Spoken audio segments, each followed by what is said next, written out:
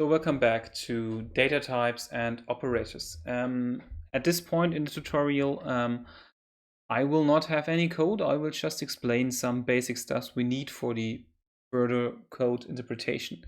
So first of all, here's data types. We already used some of those without knowing that there might be a differentiation between those. I actually would say if you're really interested in or need a cheat sheet, go to w3schools.com and add a link on top here, and you get a good overview of what data types are in Python. But to be honest, so the most basic types I will tell you right now.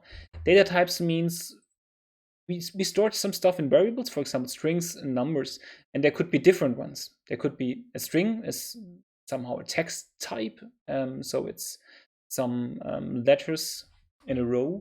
For example, X could be hello world, that's a string. But we could as well have numbers, and by numbers it already begins that we have to differentiate between data types, because we could have integers called int, and an integer is a natural number. That means a whole number, so no decimals. It's a numerical type, and it could be, for example, x equals 1. 1 is a natural number, there's no decimal behind it, so there's no 1.01 or something. It's whole number, fine, an integer, called integer in English. But we could have a decimal number as well, so it could be 1.01 or 1.2 or whatever. That would be a decimal number. Those decimal numbers we call float. They're the data type float, and that means they, for example, x equals 1.4. So every time we do a division or something like that, we usually should use the data type float. They're more intensive in data storage, so they need more space on a disk, and they're harder to calculate and stuff like that. But in modern days, with a lot of computing power, they're good to handle. But if possible, use an integer where possible. So far, so good. Those were numbers and strings, easy to handle, but now it gets a bit more complicated. We have lists. Lists and arrays to be specific. Lists and arrays are sequences of some type. So they're usually in brackets, as you can see here. So x equals the following. And then they're saying, like, the first item here is an apple. The second item is banana. The third item is cherry. The fourth item is 1. The fifth item is 2. And the sixth item is 3. So they do not all have to be a string or from the same data type. They can vary in the data type. However, they're telling first element in the list is whatever stands first in this list. And the last element, whatever stands last in this list. So you could build something like that in area and list. The advantage of lists is you can just say append, and then in the end put new stuff at the list, while arrays are better for matrices, so calculations and stuff like that. However, we need to know lists and arrays, computers start counting by 0. So the first element in a list or an array is always at the point 0. So apple is, if I double click it, it always goes up.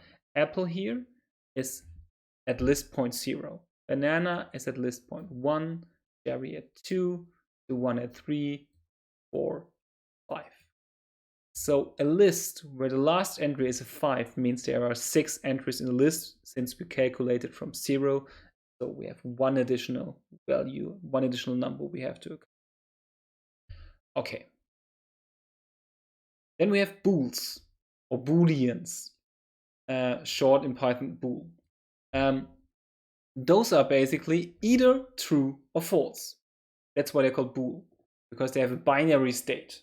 They can either be true or false. Usually they're the result of some condition we want to prove. For example, we want to check if a number is under a certain threshold. This question we ask a program is then either true or false. And then if it is true, then we do something. If it is false, we do not do something. So we can tell variables, by the way, as well, that they should be true or false. So we, as the other variables, we could just say x equals true. and then it's set true. So some condition is met. We can do this. The bools, two values, true or false. And then we have dictionaries called dict. They're basically pairs of keys and values. You can see here. So they're quite comparable to how databases would work. For example, we have a key 1, which says the first entry in our database is the following tuple, so in those brackets, and in those brackets stands then that we have a name and we have an age, and the name is John and the age is 36. So what we do here is we can say, okay, give me user 1 and give me his name, and then the answer would be John. So this is somehow as relational databases work as well in table form, but in as a long string, which is more easy to store. It's less data we have to transfer. That's why such a thing is often used as well to transfer between different websites. So if you call the API of Twitter, for example, and want to get a tweet, you usually get something like this as well, which is easy to interpret in Python because dictionary are a data type directly interpreted in that. And what you would get from Twitter would be called a JSON file. JSON file following basically the dictionary data type of Python. So it's easy to interpret. Okay, those are the data types. Now we get to operators. Those we used as well. We did 1 + 1 = 2 and stuff like that already. Or give those variable a value, so we use the equals symbol. Those are all operators. Those are basically letters which are defined and have a certain functionality already built in. So if we use them, they have a meaning. They do an operation after. That's why they're called operators, because they do an operation in the programming language. What operators do we have? Plus adds numbers, so 2 + 3 will result in a 5. Minus subtracts numbers, so 3 - 2 will result in a 1. Then here it is missing, but there should be a star, so stars multiplies numbers, so what you have in your numlog as well. So for example, 2 × 3 will result in 6, so that's not displayed correctly. Then we have the slash, which basically means it divides numbers. The result is usually then a float, because 3 divided by 5 will not result in an integer. It will result in 0.6, so that's a float number. We could do an integer division as well. So we want an integer as a result, so if we do use //, then we get an integer as a result. So the result will be a whole number. What will that lead to? So I just stopped at where will that lead us to, because I saw again the document was corrupted, so I quickly corrected it. So you see the multiplier, and now we see the integer division. So the difference between a division and an integer division is basically you want an integer as a result. So what you do is you take a calculation, like for example 3 divided by 5, and say, what is the, if I round it down, what is the nearest full whole integer? Since 0.6, if I do not round to 1, but always have to round to the lower number, I will result in a 0. That's an integer division. Then we have a modulus operation, which is the percentage here. You do not need it quite that often, I guess, but in certain applications it's needed. And modulus basically will do, it gives you the rest, which is the rest of whole numbers, so of integers, which are left after the calculation. For example, if I wanted to divide 5 by 2, I would have the possibility that 2 fits 2 times in 5, then 2 times 2 = 4. So it would be 2 point something. So, but we don't care about that. After we made these calculations with whole numbers, what is left? So we can fit 4 in there, and 5 minus 4 is 1. So we have a 1 left, which we cannot divide by 2 anymore if we stay in integers. And that's the modulus operation. If we only divide an integer and do not use floats, we are left with a 1. That's modulus. Then we have the exponentiation, so 2 to the power of 2, 2 to the power of 3, and so on. So 2 squared, 2 cubic, whatever that is. And that is, for example, 2 to the power of 3 means 8, because 2 times 2 times 2. And there is the one we don't need. I'm just quickly erasing that. No. So then we have, for example, a smaller symbol.